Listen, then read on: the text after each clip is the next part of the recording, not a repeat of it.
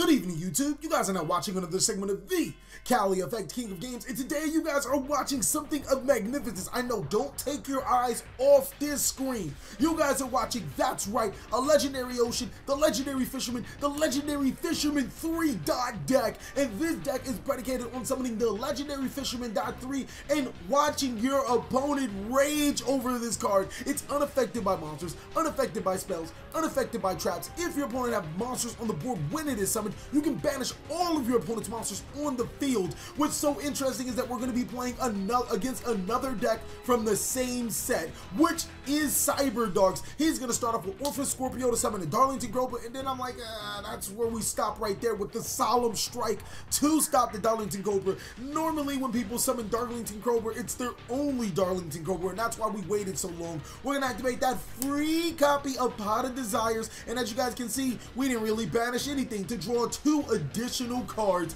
Now we're going to enter battle phase and attack with our 2 Strong monster that is damn near invincible to the playing field. He's going to go ahead and take 1,300 damage, and that is going to conclude our turn. And now he's going to summon another Orphan Scorpio and activate its effect, and I'm like, where are you getting these Darlington Cobras from, bro? The Darlington Cobra this time is going to add him an Overload Fusion from his deck to his hand, and I think I am almost in trouble. Now he's going to Exceed Summon into the Phantom Knight's Breaksword, and I possibly could have just let him try to break the Legendary Fisherman 3 or the Legendary Ocean or try to hit my back row. But I felt that Rage of the Kyukushin not only would destroy the Phantom Knight's Breakswords, but preventing him from playing Overload Fusion for that entire turn. We're going to sink for some heavy damage, and unfortunately he doesn't have any banished cards, or it would have been game. He's going to summon the Cyberdark Dragon. I'm going to Ghost over the Cyberdark Horn, and that's going to be game. Going against Lightsworn,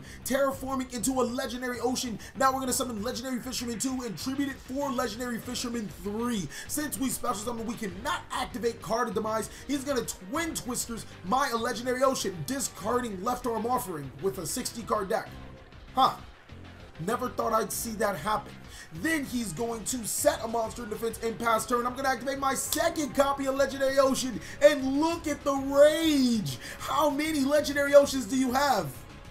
Possibly enough. We're going to attack with Legendary Fisherman 2, and he's going to banish Judgment Dragon. Next, I'm going to end my turn. Since I used Card of Demise, I cannot inflict damage to the opponent. We did draw the lone copy of Maxi, which pretty much sucks, seeing that we have to discard it with Card of Demise. He's going to Lila the second Legendary Ocean, and then Left Arm Offering for Regeki. Another confusing thing that he did. I still don't understand why he didn't get better spell cards, but we're just going to terraforming into the third Legendary Ocean, and look at the rage.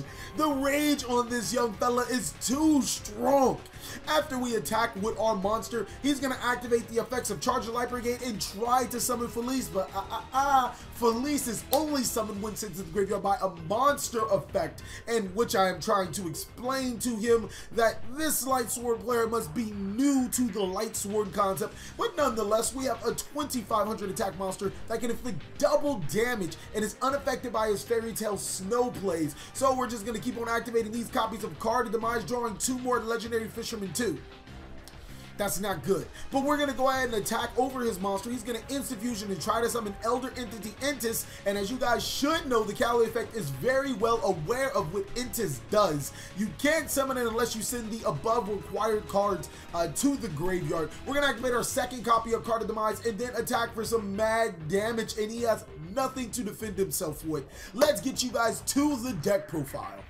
Legendary Fisherman was a very fun deck to play, but unfortunately it's just that. I'm going to have to give it an orange rating because I don't feel it's a competitive deck, but I think it's an extremely fun casual deck and possibly could upset some competitive players if or with the cards we're playing. Let's get on to the cards that we play. 2 copies of the Legendary Fisherman 2, the most important card of the deck. It's unaffected by spells, traps, and monster effects. 2,500 attack is nothing to scuff at, and you literally summon this card, as you guys can see in the build breakdowns, and sit on it. It's really hard to get rid of. 3 copies of the Legendary Fisherman 3. This is easily the best card in the deck. The reason behind it is because it's unaffected by monster effects, and upon its destruction, it gets to fetch you a level 7 water card known as the Legendary Fisherman 3 from your deck to your hand. Really awesome card, and it's 2400 under the Legendary Ocean. 3 copies of the Legendary Fisherman. This monster is unaffected by spells, so he is really good in that aspect. Unfortunately, the Legendary Ocean makes him unaffected, so he stays at 1850, but he can't be selected as an attack target. Really nifty card for just sitting on the board and messing with your opponent. Now, this card is spicy! 3 copies of Numen Erat Testudo.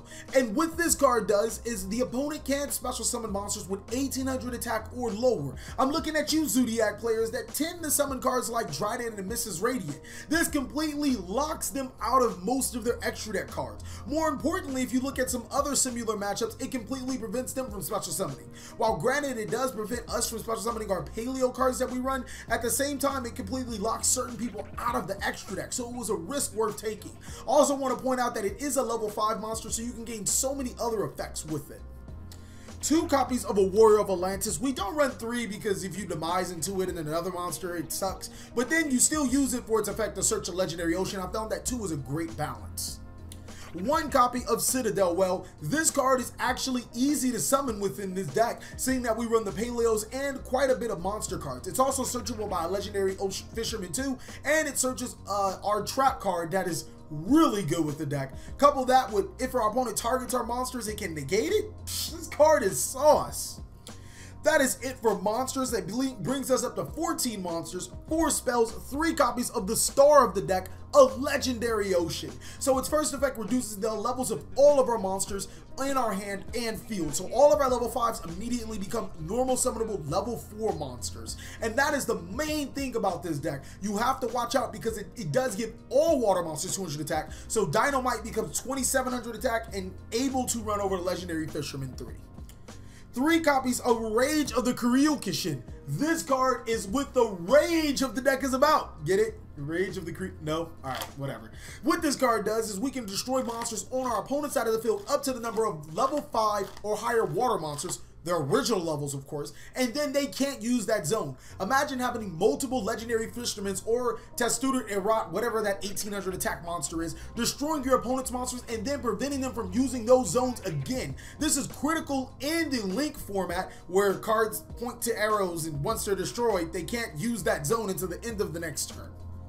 3 copies of Card of Demise. We decided to go with the Card of Demise route. It was pretty effective playing the game. The only thing you have to look out for is the damage that you can inflict when you activate Card of Demise, and also that you can't go into the Legendary Fisherman 3 to turn you activate Card of Demise, which is probably your first turn, but everything other than that, it's live most of the time. 2 copies of Pot of Desires. Drawing cards have never felt so good, and Pot of Desires helps us get into that. And then the last card is 1 copy of Terraforming. Just an awesome card to help us search a Legendary Ocean. It's a very important card to the deck. Now, the star of the deck is definitely Sea Stealth Attack. This card is nothing less of amazing. I'm telling you guys, not only does it protect our back row, but it allows our Legendary Fisherman and Testudo Erat, whatever it is, to get over all of our opponent's monsters just by simply attacking them. 3 copies of Solemn Strike for effect negation. Card is just really good, and until they hit it, we should probably be running the maximum amount of copies. 2 copies of Paleozoic, the one that flips cards monsters face down. It's Canadian. Oh wait, they're in French, so you gotta forgive me. You know, I didn't know. Whatever. So what this card does is flip a monster face down. Most importantly, when we activate any of our other trap cards, it can special summon itself to the side of the field, giving us Fortress Well or Citadel Well targets and monsters to use for totally awesome. 2 copies of Paleozoic Oleandus. What this card is, destroy spells or trap cards. I actually opted taking Mirror Forces out for this card because spell and trap card destruction is good, and also the fact that I can trigger Paleozoic cards as well. 2 copies of Paleozoic Dinomishus. Now, Dinomishus, at the cost of discarding 1 card from your hand, allows you to banish a face-up card on the field. It's not always live, but sometimes you can actually, because of Card of Demise, but sometimes you can actually demise into some cards that you need and then Dinomishus away. 2 copies of Floodgate Trap Hole. Now, this card is really good. Talk about making our opponent losing spaces. When they summon their zoo card, you Floodgate Trap Hole it, and if they don't have an out to it, which most zoo players don't, they're going to lose to this card outright. Combine that with Rage of the Kyokushin, then we can lock a lot of players out of their monster zones.